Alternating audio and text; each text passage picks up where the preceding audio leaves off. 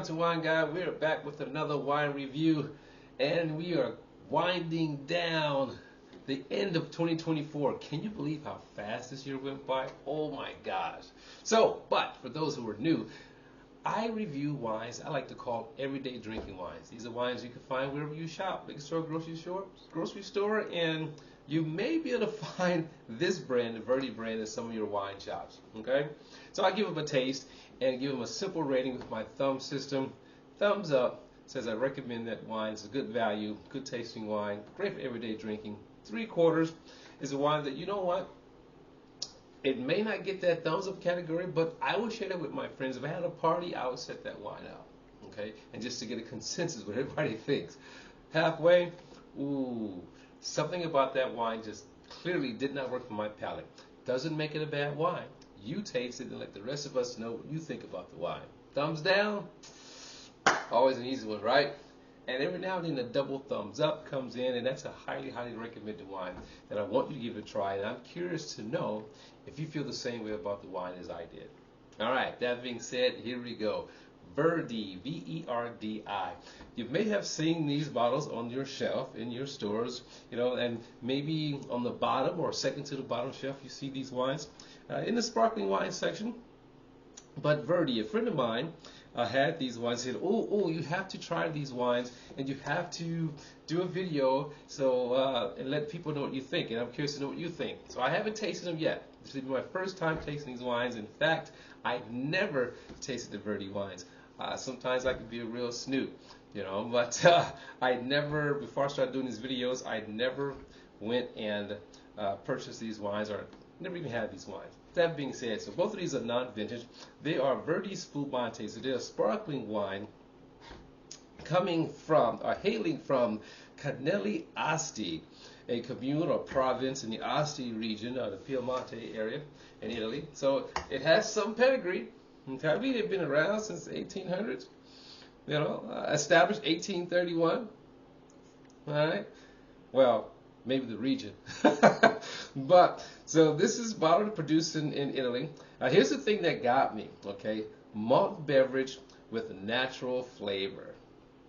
Okay, that's the thing that got me. You know, when I was reading, like, wow, malt beverage, I had to look it up and see what it says on the website. Is it really malt beverage, this wine? So, but I was curious to know if there was any grapes or grape juice in this wine, but I couldn't find anything to the fact, but definitely says malt beverage on the bottle, producing a sparkling wine. So they have the regular Verdi Spumante, then they have their line of fruit-infused wines called Sparkletini.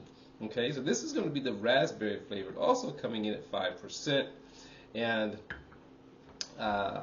let's give it a try and see what we think. Now, something else that's cool about these is it has these closures. They're patented closures, you know, patented to the company Verdi, you know, that keeps the sparkling wine fresh for 7 days, okay, and keeps the fizz. So let's get this open. Let's go over here. Let's get this open and see what we got. It's a screw cap. Okay, wow, look at there. Isn't that nice? Look at the bottom of that. So it has a nice little closure, you know, little centerpiece that when you put it in there, it goes inside. It goes right inside the hole of the bottle, and you screw it down, and it keeps its fizz. Okay, let's do the white. That was the raspberry. Now for the white. I screwed it off. So it has a nice little cap, a screw cap, what it is. But I screwed off the cover. So that cover, I didn't realize that. So that cover makes it look real nice. But it is just simply a screw cap. You never know what's going to happen in these wine videos, right? Let's give this a pour. I mean, it has a decent fizz to the wine. Totally decent fizz to the wine. Well, I thought these were pretty cool, you know, but it's the closure itself is cool, you know, for keeping the wine fresh. So that closure itself is cool. I like the covers that you put on the top. Makes it look, you know, decorative and pretty. But it's simply just a screw cap with a patented cover to seal the wine and hold in its freshness. It says it keeps it fresh for 7 days. Okay.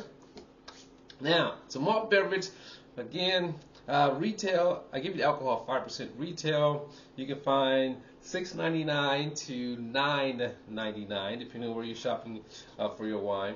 So, light on the fizz, okay, but not too bad. Nose, ooh. Now, this is tough on the nose.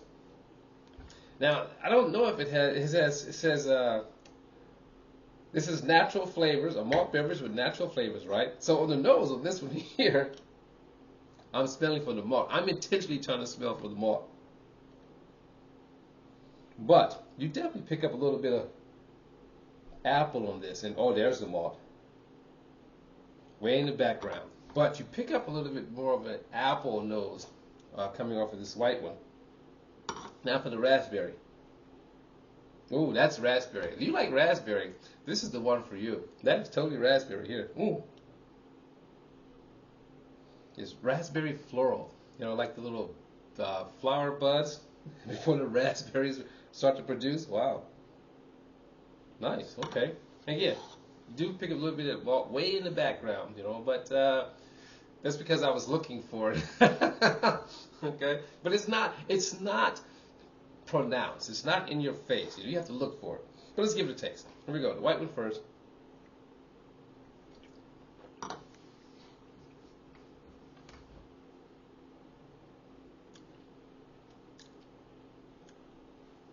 Okay.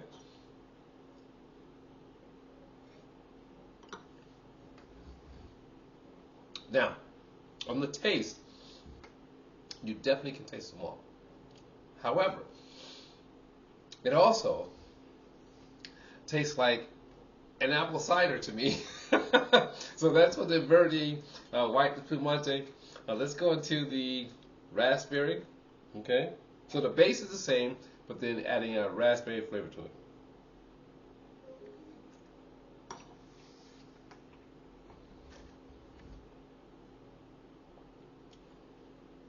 Okay.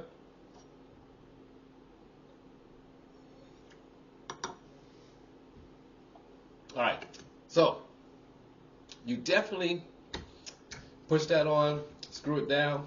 You definitely get that subtle malty beer taste to it, but and using the term beer is probably too strong. Let's just say malt.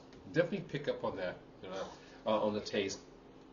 But it's supposed to be fun, unassuming, nothing to be serious about, but just fun.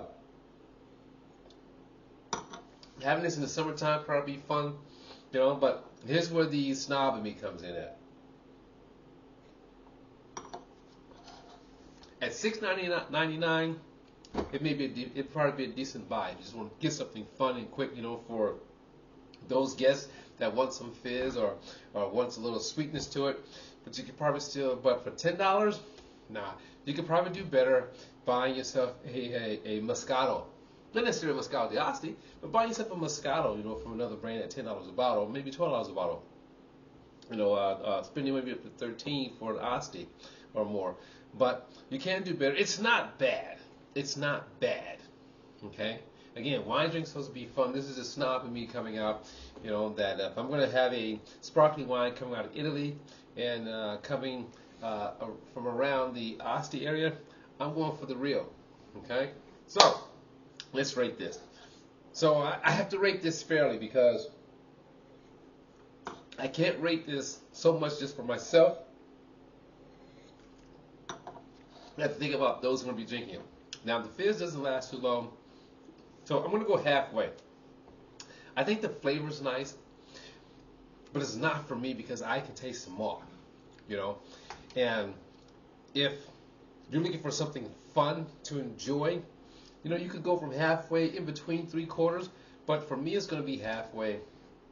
And again, as I said, if I'm going to drink a sparkling wine out of Italy coming from that area, I'm going for the real deal. I'd rather spend a few extra dollars and get the real deal. So there you have it. Not a bad wine from Verdi, but you can do better. It's your Wisconsin wine guy saying, as always, that your palate be the guide. And I'll see you next time. Ciao.